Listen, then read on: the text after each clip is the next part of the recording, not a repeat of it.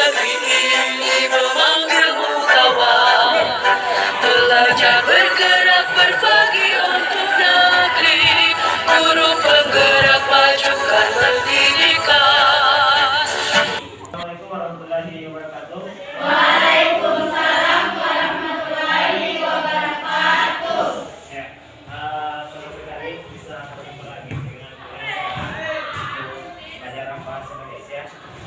Pada hari ini sebelum kita belajar, sebagaimana biasanya, saya minta salah seorang untuk memimpin doa dan diikuti oleh teman-temannya yang lain. Silakan.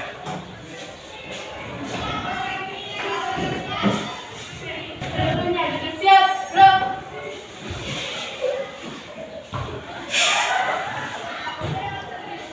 Beri salam. Assalamualaikum warahmatullahi wabarakatuh. Sebelum mulai mata pelajaran, marilah kita berdoa terlebih dahulu. Berdoa dimulai.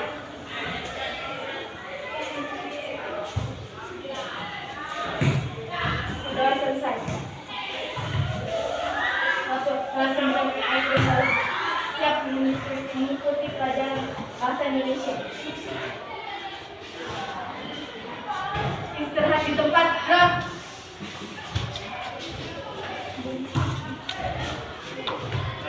Baik, di sebelum kita belajar, coba perhatikan dulu ini katanya. Adakah temannya yang berkalangan hari pada hari ini? Siapa? Andin. Kenapa Andin ini? Dari Makassar.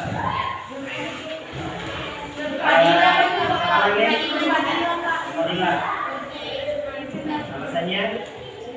Yang bapaknya. Yang jelas kalau ini ya ada temannya yang tidak hadir, paling tidak kita tahu kenapa temannya itu tidak hadir, ya. Sekarang kan gampang untuk menghubungi adanya sosial media, kafe, media hadir.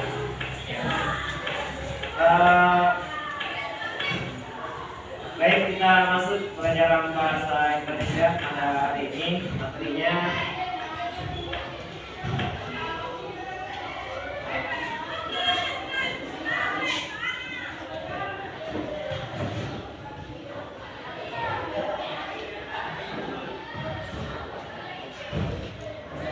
menulis teks cerpen.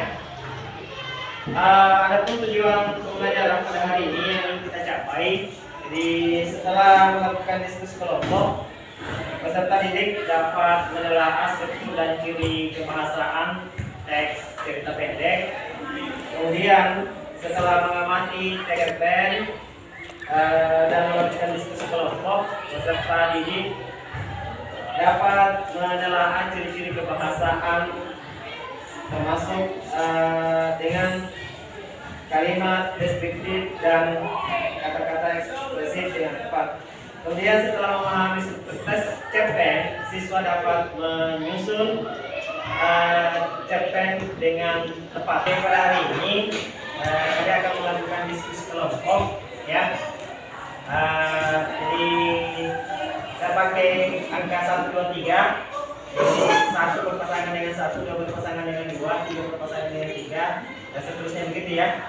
Jadi silakan berhitung, ya. Silakan berhitung 1, 2, 3, 4, 1, 2, 3, 4, 1, 2, 3, 4, ya. Silakan berhitung. 1, 2, 3, 4, 1, 2, 3, 4, 1, 2, 3, 4. Ya. Silakan berpasangan 1 dengan 1, 2 dengan 2, 3 dengan 3, 4 dengan 4. Ya, ada 4 kelompok. Ya, silakan bergabung. Silakan bergabung. Kelompok 1 di sini, ya. Kelompok 1 di sini. Dan 2 di sini. 3 di sini.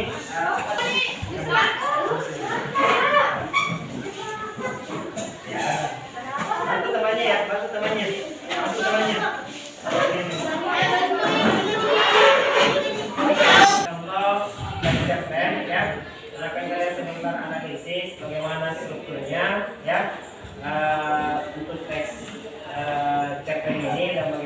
kebahasaannya.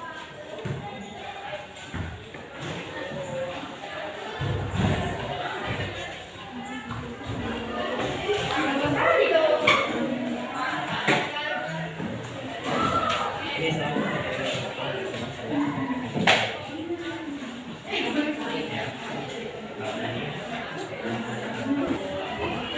ya, setelah kalian melihat teks cerpen ini, silahkan diskusikan dengan temannya ya. Kalian amati contohnya ini, analisis bagaimana struktur teks cerpen menurut Anda dan bagaimana ciri-ciri bahasa yang ada dalam teks cerpen ini. Silahkan bekerja sama dengan temannya.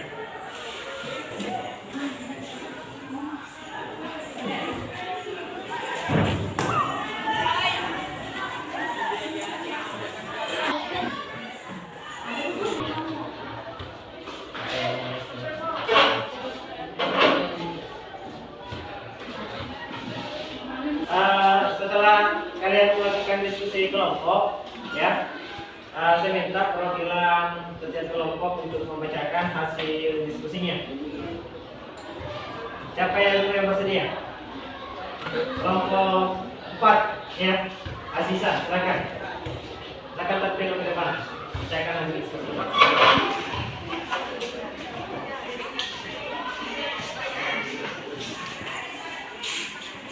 Untuk struktur teks cerpen ya, struktur teks cerpen. Assalamualaikum warahmatullahi wabarakatuh. Waalaikumsalam warahmatullahi wabarakatuh. Saya dari perwakilan kelompok 4 ini mempresentasikan hasil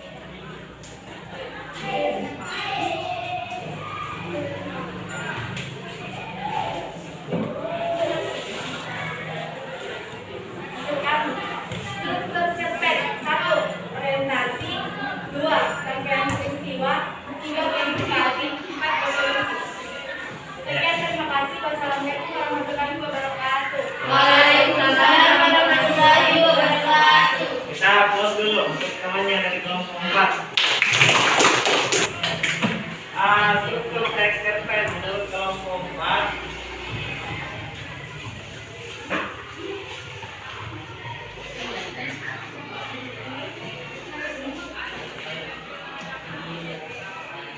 Orientasi, kemudian rangkaian peristiwa, Narasi. komunikasi, Resolusi. resolusi.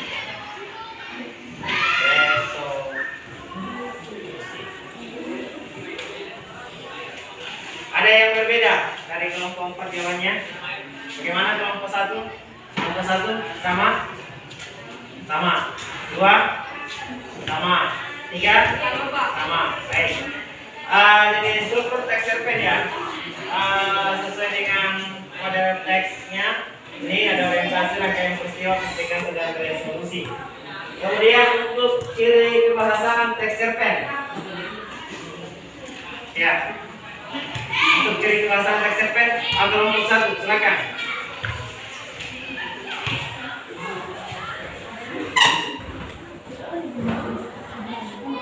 Assalamualaikum warahmatullahi wabarakatuh. Waalaikumsalam warahmatullahi wabarakatuh. Saya dari kelompok 1 ingin mempresentasikan ciri kebahasaan teks cerpen. 1. Sudut pandang pencerita menjadi ciri kebahasaan cerpen. Pencerita menjadi orang pertama dan ketiga. 2. Beberapa dialog dapat dimasukkan menunjukkan waktu terlampau. 3. Kata benda khusus. Pilihan kata benda yang bermakna kuat dan bermakna khusus. 4. Uraian deskriptif yang rinci. Deskripsi yang digunakan untuk menggambarkan pengalaman, peranan, dan karakter. 5. Penggunaan majas, metafora, dan personifikasi. 6. Penggunaan pertanyaan retoris sebagai teknik melibatkan pembaca. Assalamualaikum warahmatullahi wabarakatuh. Waalaikumsalam warahmatullahi wabarakatuh. Nah, berikan dulu aplaus untuk kelompok.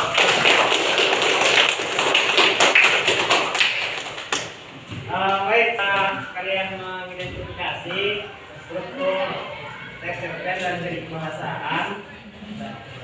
Sebelum kita lanjut, kita rehat sejenak dulu. Kita akan konsentrasi kembali, pusatkan pikiran kembali, ya. Jadi saya minta kalian duduk, ya. Hentikan dulu segala aktivitasnya, ya. Silakan perbaiki posisi duduknya. Perbaiki posisi duduknya.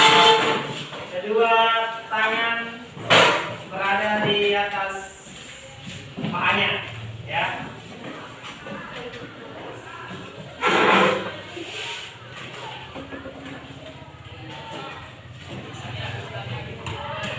Jadi relax ya, relax, ya, relax.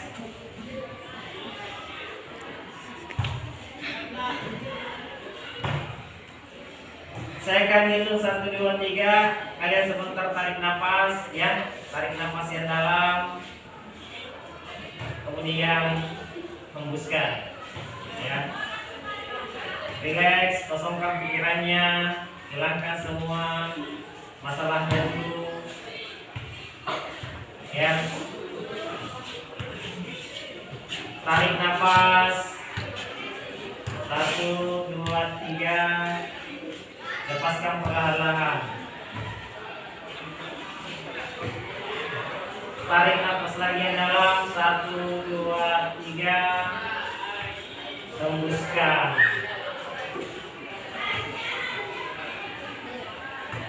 Tarik lagi yang dalam 1, 2, 3. Rasakan perutnya tahan, tahan nafasnya, rasakan perutnya mengembang. Tahan. Hembuskan secara perlahan-lahan, rasakan perutnya mengeras. Ya. Selesai. Ya. Ya. Jadi ini setelah kita melakukan rehat sejenak untuk memperhatikan kembali konsentrasi kita, ya. Jadi kalau misalnya kita mengalami banyak masalah, pusing, tidak tahu harus kerja yang mana lagi, ya, maka lakukan teknik ini, ya. Jadi pusatkan pikirannya, ya, atur nafasnya dalam, kemudian hembuskan supaya pikiran kembali tenang, ya.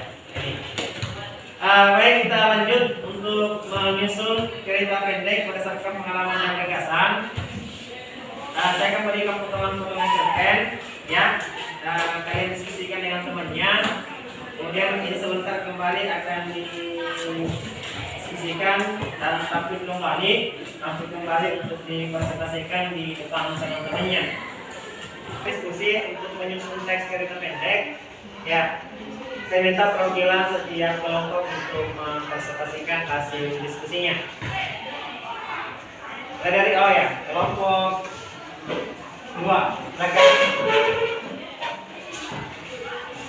Assalamualaikum warahmatullahi wabarakatuh. Waalaikumsalam warahmatullahi wabarakatuh. Saya akan membacakan, saya dan perwakilan kelompok 2 ingin membacakan hasil diskusi kami. Mimpi Sanjana. Pagi menjelang saat sore, seorang gadis yang biasa dipanggil dengan nama Dara mulai menjerang air untuk membuat segelas teh panas. Dara ialah gadis yang hidup dengan sejuta mimpi di dalam sebuah rumah berdinding tinggi. Dara merupakan gadis yang tumbuh di dalam keluarga berkecukupan, bahkan bisa dibilang sangat kaya. Namun sayangnya, Dara tidak bisa menopang tubuhnya sendiri tanpa menggunakan bantuan kursi roda, sehingga merasa dimanfaatkan bahwa saat berada di istana mewah tersebut. Kedua orang tua Dara selalu memajukannya karena merasa tidak ada yang bisa diharapkan dari gadis dengan kursi roda tersebut. Sementara kakaknya mungkin saja malu mempunyai adik dengan kondisi seperti Dara. Berikan aplaus dulu untuk temannya.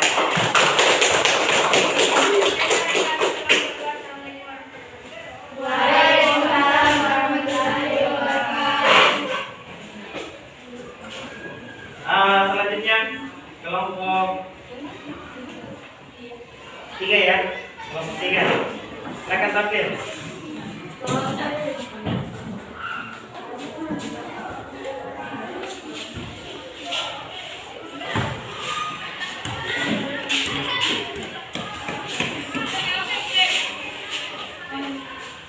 Assalamualaikum warahmatullahi wabarakatuh. Waalaikumsalam warahmatullahi wabarakatuh. Saya dari kelompok 3 diberitahukan hasil diskusi kami. Perlahan mimpi sang Dara mulai terwujud saat dia tidak sering memposting lukisannya melalui media sosial. Hingga suatu hari ada seseorang datang ke rumah Dara untuk menemukan inspirasi dengan mengajaknya untuk bergabung dalam sebuah pameran lukisan. Kedua orang tua Dara terkejut melihat ucapan budak tersebut, sebab dia tidak menyangka bahwa Dara sebagai kursi roda bisa menghasilkan karya lukisan yang indah. Dara hanya tersenyum melihat respon kedua orang tuanya dan memilih menerima tawaran pameran tersebut. Berbagai lukisan indah dipajang dalam pameran yang diberi tema Mimpi Dara. Orang tua Dara menghadiri pameran tersebut dan merasa terharu atas pencapaian putri yang selama ini dilakukannya. Sementara Dara merasa lega bisa menerima karya musiknya dan memanfaatkan apa yang bisa. Waalaikumsalam warahmatullahi wabarakatuh. Saya berikan aplaus dulu. Kita melakukan diskusi kelompok ya. Siapa yang bisa memberikan komentar apa yang sudah kita pelajari pada hari ini? Terkait dengan apa? Struktur, teks cerpen, ciri, perasaan. Ya. Ya, untuk menyusun cerpen ini tidaklah mudah, untuk kebiasaan untuk membaca. Jadi saya ingatkan kembali bahwa tetap biasakan membaca ya, membaca setiap hari minimal 1 atau 2 halaman setiap hari ya. Jadi ketika kita sudah terbiasa untuk membaca ini akan lama-lama akan semakin mudah. Apalagi kalau misalnya yang dibaca itu adalah teks cerita ya, teks cerpen. Ini karena ada kisah, ada masalah yang maka ceritanya akan sangat menarik ya. Baik, untuk pelajaran selanjutnya kita akan masuki materi teks tanggapan. Terima kasih untuk pertemuan kita pada hari ini. Mudah-mudahan kita semua dalam keadaan sehat walafiat kembali bisa bertemu di video ini ya. Jadi sebelum kita akhiri pelajaran, mari kita membaca Alhamdulillahirabbil alamin. Assalamualaikum warahmatullahi wabarakatuh. Waalaikumsalam warahmatullahi wabarakatuh. Alhamdulillah baru saja sudah melaksanakan praktik pembelajaran KSC. Adapun praktik pembelajaran KSC ini dimulai dari proses perencanaan dan proses pelaksanaan. Pada proses perencanaan sebelumnya dengan membaca materi-materi dari KSC dan teknik pembelajaran sosial dan emosional, kemudian dilanjutkan dengan menyusun RPP. Pada tahap proses perencanaan ini tentu ada hambatan-hambatan yang saya alami karena ini adalah hal yang baru. Pembelajaran kompetensi sosial dan emosional ini yang ingin disematkan dalam RPP. Pada saat proses pembelajaran KSC ini ada beberapa jenis KSC yang digunakan, antara lain kesadaran diri dan pengelolaan diri, kemudian keterampilan berelasi. Pada saat proses pembelajaran di kelas ini, yang paling disenangi siswa itu adalah pada saat mindfulness atau kesadaran penuh dengan menggunakan teknik stop, berhenti sejenak, kemudian relax, hembuskan napas, pikiran tenang. Nah, setelah melakukan ini, anak-anak merasa sangat kembali sangat tenang, lebih rileks, lebih fokus dalam belajar. Dengan adanya pembelajaran KSC ini dan dipadukan dengan pembelajaran diferensiasi sebelumnya, tentu anak-anak sangat antusias dalam proses pembelajaran. ini menjadikan nanti bekal bagi kami guru penggerak ini untuk lebih menjadikan proses pembelajaran di kelas yang lebih berpihak kepada murid. Tentu harapannya ke depan mudah-mudahan dengan materi-materi ini, baik materi pembelajaran berdiferensiasi, materi pembelajaran KSC, ini bisa digunakan juga, diaplikasikan juga oleh rekan-rekan guru yang lain, sehingga akan berdampak yang lebih besar kepada siswa, kelas, dan sekolah pada umumnya. Terima kasih. Wassalamualaikum warahmatullahi wabarakatuh.